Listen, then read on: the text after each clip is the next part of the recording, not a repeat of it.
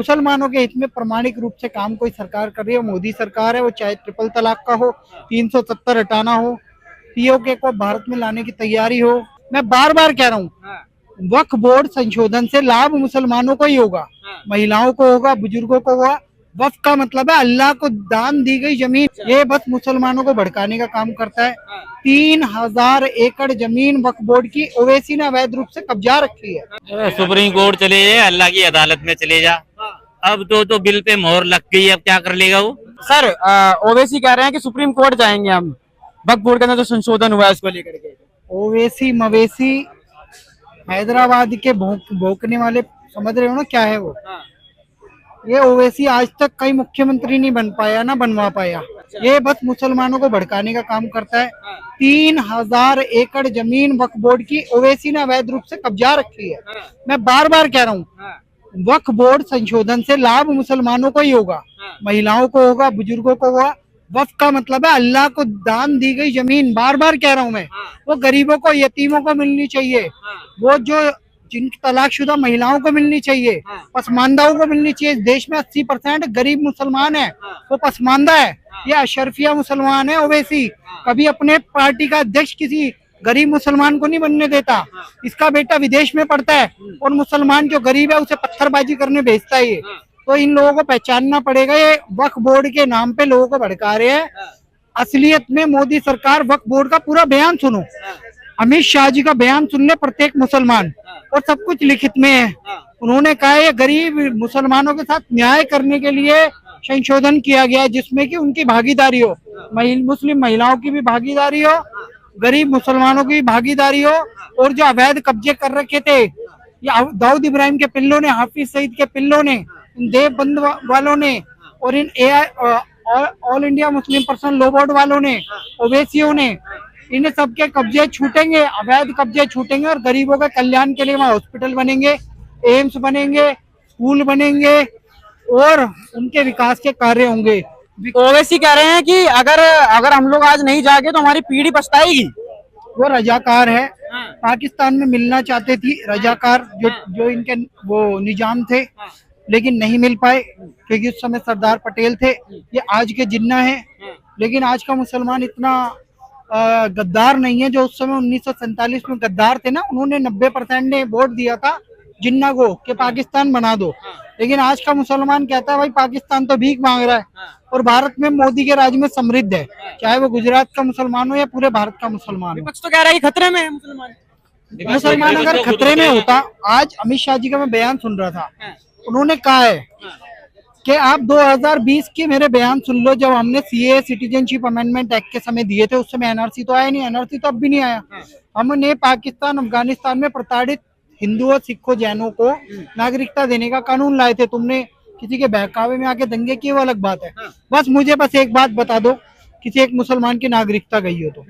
ये भाईजान जो कह रहे हैं, जो बार बार कहते हैं कि हम खिलाफत कर देंगे, शाहीन बाग बना देंगे, किसी मुसलमान की नागरिकता गई क्या? नहीं गई। फिर मैं कह रहा हूँ ये भड़काऊ भाईजान है, लोग मुसलमानों को भड़का रहे हैं। अमित शाह जी पे विश्वास करो, जो गृह मंत्री खुलेआम कह रहे हैं कि एक भी मुसलमान की नागरिकता नहीं गई। बकायदा बहुत सारे जो प्रमाणिक मुसलमान है, जैसे कि एक सिंगर है, तेरा चेहरा कब नजर आए, ऐसा कुछ करके गाना गाया था, उसका नाम है अदनान सामी। उसको नागरिकता मिली, पाकिस्तान का नागरिक था वो, भारत में नागरिकता मिली। ऐसे कम से कम 200-300 को नागरिकता मिल चुके, लेकिन एक भी मुसलमान की नागरिकता नहीं गई। ये बार बार वो चैलेंज कर रहे, कोई ये ओवैसी प्रूफ करके बता दे किसी मुसलमान की नागरिकता की। तो भड़काया क्यों था? अमानतुल्लाह खान ने अपने यहाँ शाहीन बाग क्यों करवाया था? ये भड़काऊ भाईजान, चाहे उमर खालिद हो, शर्जील इमाम हो, ताहिर हुसैन हो, और ये जितने भी अमानतुल्लाह खान ओवैसी हो, ये मुसलमानों को भड़काने का काम कर रहे हैं।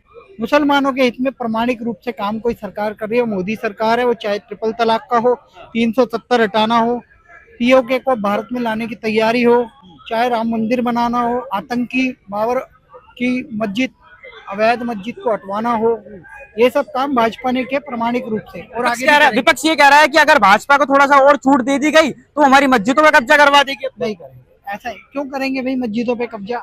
मस्जिदें अपनी जगह रहेंगी, देश में इतनी सारी मस्जिदें हैं।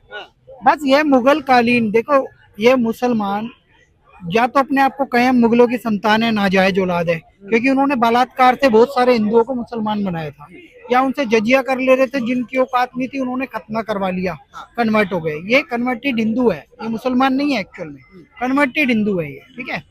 और जो भय तलवार के डर से सलवार जिन्होंने पहन ली, जिन्होंने अपने खतने करवा लिए, जो जजिया के डर से बन गए तो बन गए, लेकिन असलियत में कोई मुसलमान है नहीं। जो अरब के मुसलमान है वो तो देखो उनका रहन सहन खान पान ही अलग है। यहाँ के जो हैं वो जिहादी है, ये सुन्नत करके बने हुए हैं, इनको मान लेना चाहिए हमारे पूर्वज हिंदू थे, वो गर्व वापसी कर लेनी चाहिए, नहीं तो इन्हें कुछ नहीं मिलना। और सुनो, और जो मस्जिद में अगर नमाज भी पढ़ रहे हैं ना, मुझे बस ये 5 साल में एक बता दो जो 1947 के बाद की मस्जिद गिराई है। बस एक बाबरी मस्जिद है, वो एक कलंक था, उसका मिटना जरूरी था, क्योंकि वो राम मंदिर के ऊपर बनाई गई। पूरा देश और भारत खाली था, तो इन्हें राम मंदिर के पास ऊपर ही मस्जिद क्यों बनानी थी? इसका मतलब ये जिहाद कर रहे थे। सोमनाथ मंदिर बार बार तोड़ा। गोरी क्या कहता था? महमूद गजनवी था, सॉरी, क्या कहता था कि मैं जिहाद कर रहा हूँ, बुत परस्ती खत्म कर रहा हूँ, ठीक है। यही इनका कंसेप्ट है जिहाद का, और वही इन्होंने किया। और आगे बताया था कि भारत के मुसलमानों से कोई दिक्कत नहीं है, दिक्कत है जिहादियों से जो लुटने आए थे, चाहे औरंगजेब हो, बाबर हो, शाहजहां, हुमायूं, जहांगीर हो, तुगलक हो, ये सब हमारे दुश्मन है। जो इनकी बात करेगा वो देश का गद्दार है, देशद्रोही है, क्योंकि गोरी और गजनी के नाम से पाकिस्तान में मिसाइलें बनी है। जो गोरी गजनी औरंगजेब को समर्थन करेगा वो मेरी नजरों में पाकिस्तानी गद्दार है। बस विपक्ष तो ये कह रहा है कि क्या नाम है, बाबर को लाने वाले राणा सांगा थे, उनको गद्दार बता दिया उन्होंने। उन्हें अब जनता सबक सिखा देगी ना, विपक्ष के दलाल को जनता सबक सिखा देगी, ठीक है ना। और राणा सांगा कौन थे? वो महापुरुष थे, उन्होंने देश को बचाया, देश की अखंडता के लिए कार्य किया, उनको नमन है। लेकिन औरंगजेब का नामो निशाना मिटा दिया जाएगा, चाहे वो उसके नाम से सड़कें हो, चाहे कोई प्लेस हो, चाहे वो बाबरी मस्जिद तो ध्वस्त हो चुके। बाबर के नाम से अब इस देश में कुछ नहीं रहेगा, लेकिन राणा सांगा के नाम से अब इस देश में बड़ा स्मारक भी बनेगा, बड़ा संग्रहालय भी बनेगा, और गली गली आपको राणा सांगा का नाम सुनाई देने लगेगा। अब सरकार इस इनिशिएटिव को लेगी जल्दी। ठीक है सर, बहुत धन्यवाद। क्या कहेंगे वक्फ बोर्ड को लेकर के? अब तो ओवैसी सुप्रीम कोर्ट जा रहे हैं। सुप्रीम कोर्ट चले जाए, अल्लाह की अदालत में चले जा। अब तो बिल पे मोहर लग गई, अब क्या कर लेगा वो?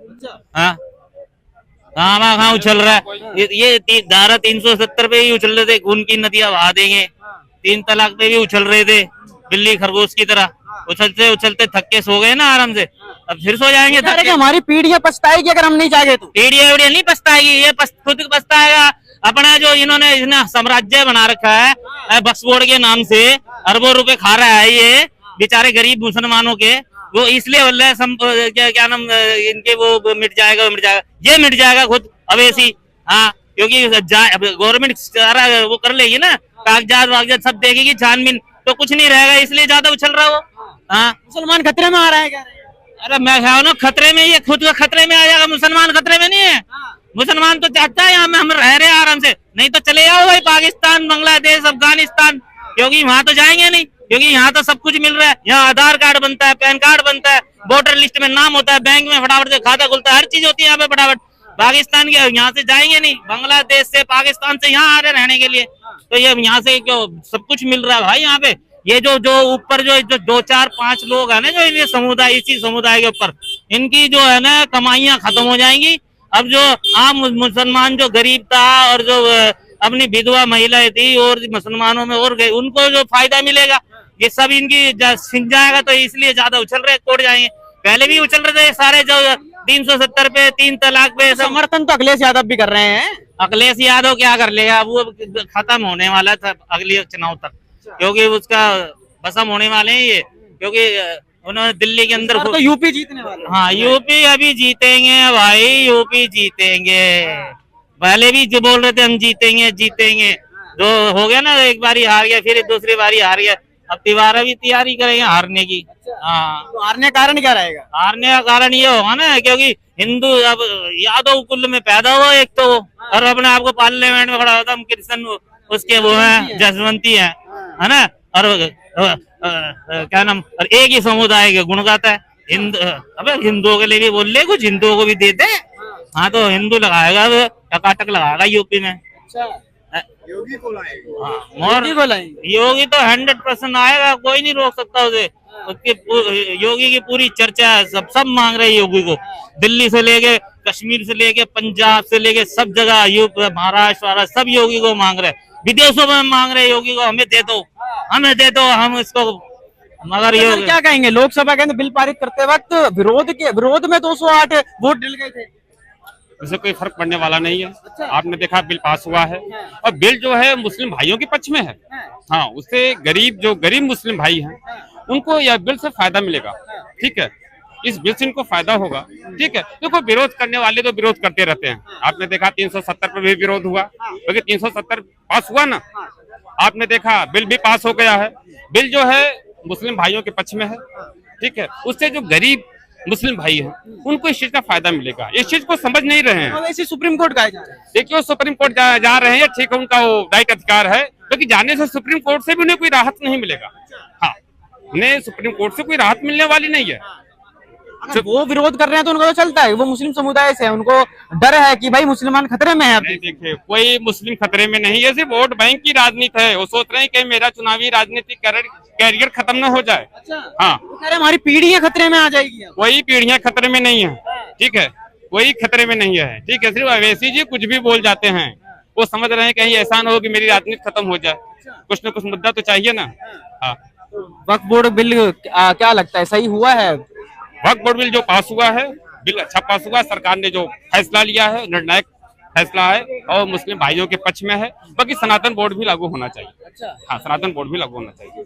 तो तमाम लोगों से बात करी, जिनका साफ तौर पे कहना है कि वक्फ बोर्ड के अंदर जो संशोधन हुआ है वो बिल्कुल सही हुआ है, और ओवैसी जो सुप्रीम कोर्ट जाने की बात कर रहे हैं उससे जाके कोई फायदा नहीं होगा। बाकी आपकी क्या राय है, कमेंट सेक्शन में बताएं। देखते रहिए द थिंग न्यूज़। बहुत बहुत धन्यवाद।